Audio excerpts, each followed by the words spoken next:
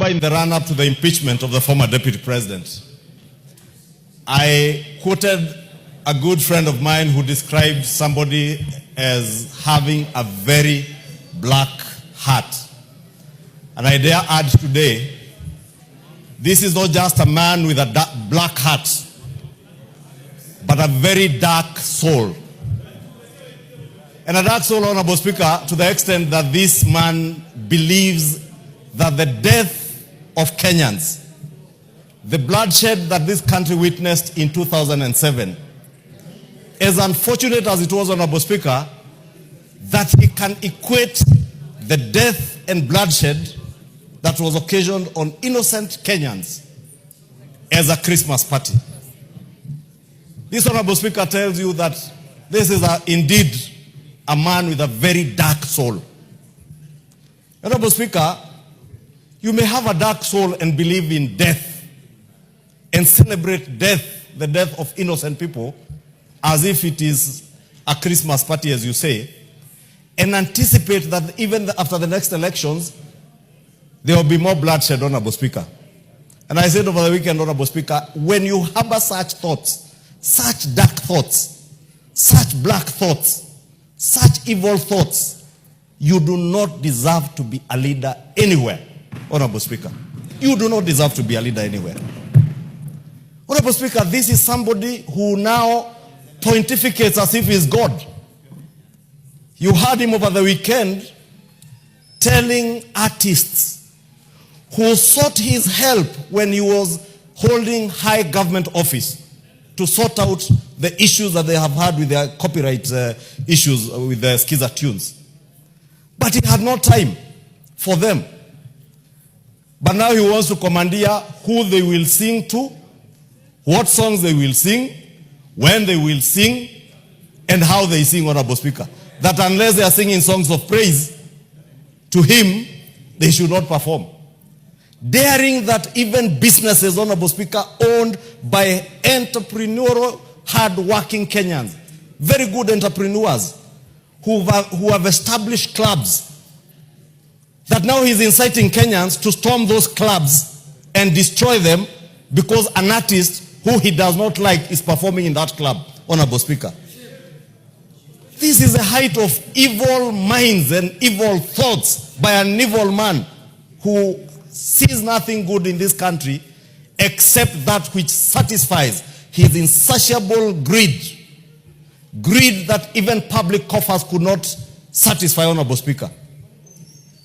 You have seen him admonish other leaders because of empowerment programs that are empowering the same people who we advance a bottom-up transformation, economic transformation agenda, Honorable Speaker, because they are being supported by leaders now who are utilizing resources in the right way. But Honorable Speaker, when you're in high office and you use public resources to acquire private resources, Honorable Speaker, even stealing from your own family. Honorable Speaker, if you find somebody who can steal from a widow and orphans, Honorable Speaker, these are things that were tabled here during the impeachment process. How he forged the will of his late brother, a hardworking former governor of Nyeri, disinherited the widows and the orphans of the family, and used his high office to intimidate and threaten that family not to speak, Honorable Speaker. Thank God that this House rose to the occasion to save not just that family, but the country against the machinations of a very evil and dark soul, Honorable Speaker. Honorable Speaker, I'll take you back to the events of last year.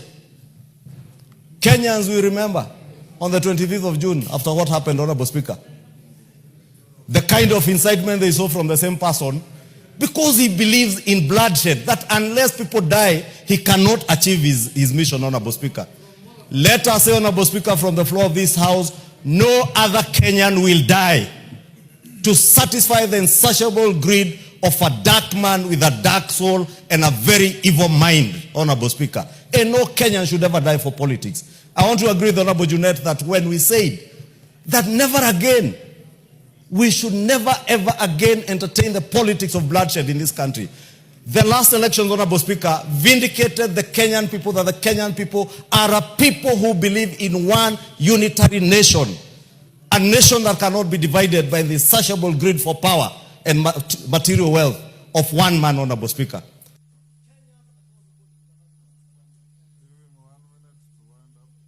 Honorable Speaker, I was saying Kenyans across the board voted for the Kenya Kwanza government. Many Kenyans voted for the Azimio coalition, irrespective of their ethnic background, Honorable Speaker. There were many Kikuyus that voted for Raila Odinga because they wanted a better Kenya. There are many Kikuyus, many Luos who voted for William Ruto because they believed he had an agenda for Kenya, Honorable Speaker. Yet now we see a man who wants to take this country back, not just to the politics of ethnic balkanization and ethnic mobilization, Honorable Speaker, but to the backward thoughts that is only through bloodshed and death that you can achieve what you want, Honorable Speaker. We must, in one accord as a house, not just condemn, but ask the government of the Republic of Kenya, and more so the Inspector General of Police. I know he hails from Madera also, but he must apply the law without fear or favor, Honorable Speaker. I saw in the news last night, Honorable Speaker, them saying that the lawyer has written to NCIC. NCIC did not summon a lawyer. They summoned a person who is not above the law, and the law must take its due course. And I want to encourage the NCIC Commission to get the help of the Inspector General of Police to enforce the law as it is. When you are summoned by NCIC, a constitutional commission, to answer to charges leveled against you, you must appear. And if you don't appear, Honorable Speaker, action must be taken. Otherwise, if we take that route, Honorable Speaker, what will stop anybody tomorrow from inciting Kenyans on the basis of ethnicity or whatever you like to kill and slaughter each other, Honorable Speaker, with abandon? The law must take its course, and nobody, Honorable Speaker, is above the law. And I want to repeat, nobody is above the law in this country, Honorable Speaker. Whether you are Junet Mohammed, whether you are Kimani Ichungwah, or whoever you think you are, who the hell do you think you are that you can celebrate the death of Kenyans, calling it a Christmas party? Shame on you. Shame on you that you can describe such unfortunate incidents. And let me finish by telling you,